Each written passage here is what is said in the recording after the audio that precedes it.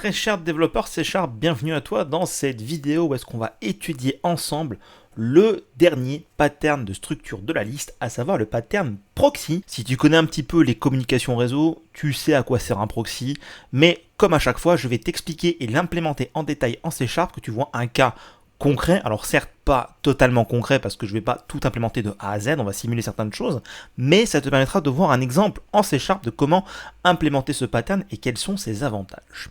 Avant de rentrer dans le vif du sujet, comme à chaque fois, si tu aimes mon travail et que tu veux me soutenir, n'hésite pas à liker la vidéo avec le pouce bleu sous la vidéo. Tu peux aussi t'abonner à ma chaîne, ton abonnement n'implique pas forcément les notifications, tu restes libre d'activer les notifs ou pas, mais ton abonnement aide beaucoup ma chaîne à mieux référencer. Et si tu veux plus de contenu autour des techno.net, n'hésite pas à aller sur ma plateforme htslearning.com. On va donc parler du pattern proxy, et pour parler du pattern proxy, ce qu'on va faire, c'est qu'on va commencer par créer une interface de contrat, parce qu'en fait le proxy va permettre de faire une indirection vers l'implémentation réelle d'une interface en reprenant l'interface de contrat. Ça semble un peu compliqué dit comme ça, mais par exemple, imaginons que j'ai une interface image. En fait, l'idée derrière cette interface de contrat, image, c'est par exemple d'avoir une méthode qui va être un display image. Alors bien entendu, je ne vais pas faire d'affichage d'image, là je suis dans une application console, on va pas perdre de temps là-dessus, mais on va partir du principe qu'on va pouvoir afficher une image avec cette méthode-là. Donc ce qu'on va faire, c'est qu'on va créer une implémentation concrète de cette interface image, par exemple, qui est un image, qui forcément implémente le image. Donc ici, par exemple, on va mettre affichage de l'image, juste un petit commentaire, et on va mettre implémentation, pour bien distinguer ce qui va se passer. Alors, comment est-ce qu'on construit une image ? En fait, ce qu'on va faire, c'est qu'on va faire un constructeur qui prend paramètre le nom du fichier. Par exemple, le nom du fichier. Et donc ici, on va avoir un tableau de bytes qui sont les données binaires correspondant au fichier de l'image. Et donc, ce qui se passe, c'est que non seulement on va stocker effectivement le nom du fichier en tant que membre, mais également, quand on construit une image, on va faire un chargement des éléments du fichier, qui a donc sur le système de fichiers ou même sur un réseau, bref, quelque part, parce qu'on va devoir charger les données binaires de l'image pour les mettre dans ce tableau de bytes qui va nous servir plus tard à l'afficher ici dans display image, quand bien même là, c'est complètement factice. Donc dans le constructeur, par exemple, on va simuler ici que on prend une seconde pour charger une image. C'est en fait, on va dire un fonctionnement assez classique d'avoir des routines d'initialisation de certains de nos objets qui peuvent être assez longues et coûteuses. Alors, généralement, on essaye de mettre en place des patterns qui font en sorte que cette routine d'initialisation se fasse déjà de façon asynchrone. Là, ici, c'est bloquant de le faire dans le constructeur, vu que le constructeur est synchrone, on va bloquer le thread le temps de l'exécution de l'élément qui prend du temps. Mais c'est pas toujours possible, et parfois, eh bien, dans certains objets fournis par la communauté ou qu'on a implémentés, c'est comme ça que ça se passe. Ce qui veut dire que, en gros, ici, si je vais dans mon programme et que par exemple, je crée une image, je fais donc une nouvelle instance de la classe image et je mets par exemple ici C2 points, alors avec un arrobas devant, C2 points, dire mon image.png. Quand même elle n'existe pas, on s'en fiche, c'est juste pour montrer le fonctionnement. Donc ce qu'on va faire, c'est qu'ici, on va mettre début plus datetime.utcnow.toString, donc on va mettre le jour, on va pas mettre le mois, le jour, mois, année, on s'en fiche en fait, on va mettre juste heure, minute, seconde, et on va même peut-être mettre ici, on va mettre les millièmes de seconde, donc ça nous permet d'avoir une grande précision, et juste après, on va mettre ici fin.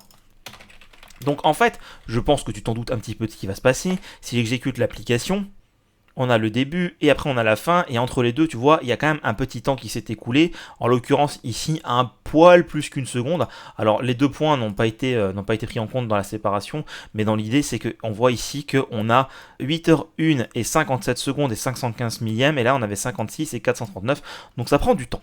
Alors là c'est une seconde, c'est volontairement long, et donc en fait dans l'idée c'est pas essentiel de faire un proxy par rapport à ça, parce qu'on pourrait fixer le problème, mais dans l'idée justement le pattern proxy est là pour résoudre ce type de problème. Pourquoi ? Eh bien simplement parce qu'en fait on a une classe qui par définition, par nature, est longue à charger de par sa construction, est longue à construire en fait.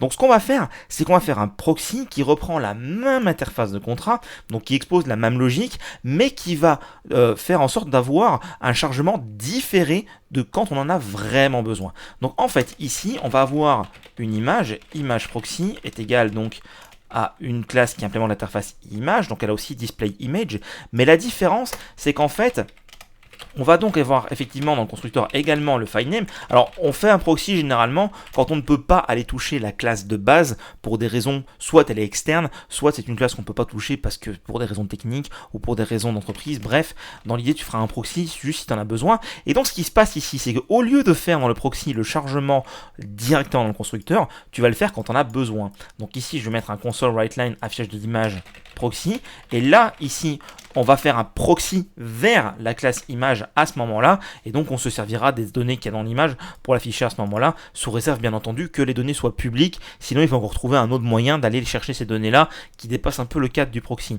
Et donc ici concrètement, si je reprends la même logique et que je fais à image proxy avec un new image proxy comme ceci, et donc que j'exécute mon code, on peut le voir ici qu'on est sur de l'instantané. Ce qui veut dire qu'en fait, le proxy va nous permettre de mettre en place tous les éléments nécessaires pour aller consommer cette classe business, mais ne le fera que quand on en a besoin. Ce qui veut dire que ici, quand je fais un display image, bien entendu, vu que mon image a chargé au préalable, c'est instantané. Et ici, quand je fais un image.display image, c'est à ce moment-là que l'image va se charger, que ça va prendre du temps. Mais en fait, c'est fainéant, c'est lazy, ça ne le fera qu'au moment où est-ce qu'on en a besoin.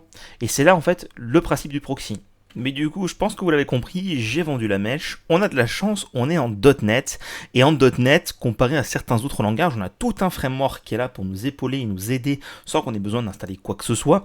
Et donc, typiquement, le pattern proxy existe déjà de base en .NET sans qu'on ait besoin de faire quoi que ce soit. Donc, contrairement par exemple au singleton, parce qu'on a besoin d'avoir les packages d'injection de dépendance, ici, avec le proxy, c'est de base. En fait, on n'a pas besoin de créer ça. Ça, on peut le faire manuellement si on a des besoins spécifiques, notamment dans la partie display image quand on invoque l'image et qu'on a des besoins spécifiques, et encore que on pourrait le remplacer. En fait, en .NET, on a tout simplement la classe lazy, je l'ai dit juste avant d'ailleurs, qui permet de dire je veux récupérer une image, donc ici on va l'appeler image proxy 2 par exemple.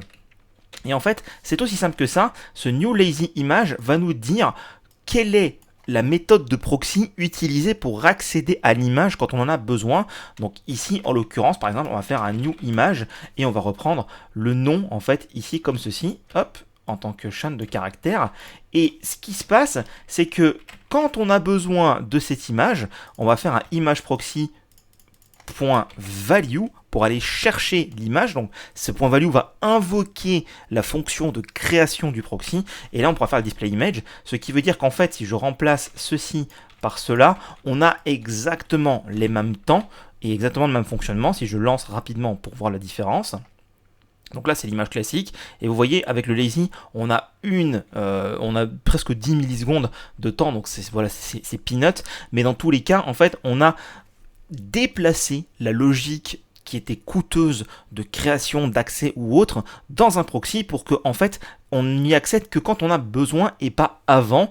Donc l'avantage passé par lazy, c'est que c'est déjà dans le framework et que c'est ultra simple à utiliser. Et bien entendu, il est tout à fait possible d'enchaîner les différents proxys si on en a besoin, pour dire par exemple je veux accéder à une image mais de façon déportée plus tard dans le temps, et je veux aussi vérifier que la personne a les droits, donc on va faire un proxy pour vérifier que la personne a les droits. Donc là, vu que c'est une vérification un peu plus difficile que juste un accès déporté dans le temps, on va plus faire un proxy comme ceci. Donc en fait, le proxy manuel reste tout à fait valide quand on veut par exemple vérifier des droits d'accès ou autre chose qui pourrait être utile, alors que quand il s'agit simplement de décaler dans le temps ce qui pourrait prendre du temps et de n'y accéder que quand on a besoin, dans ce cas-là, la classe lazy fera tout à fait le boulot pour nous directement dans le framework. Donc tu le vois, le proxy c'est pas bien compliqué, c'est une façon d'accéder à un objet de façon plus intelligente si je puis dire. J'espère que cette vidéo t'a plu. Si c'est le cas, encore une fois, n'hésite pas à soutenir mon travail en likant la vidéo avec le pouce bleu sous la vidéo, et n'oublie pas non plus de t'abonner à ma chaîne.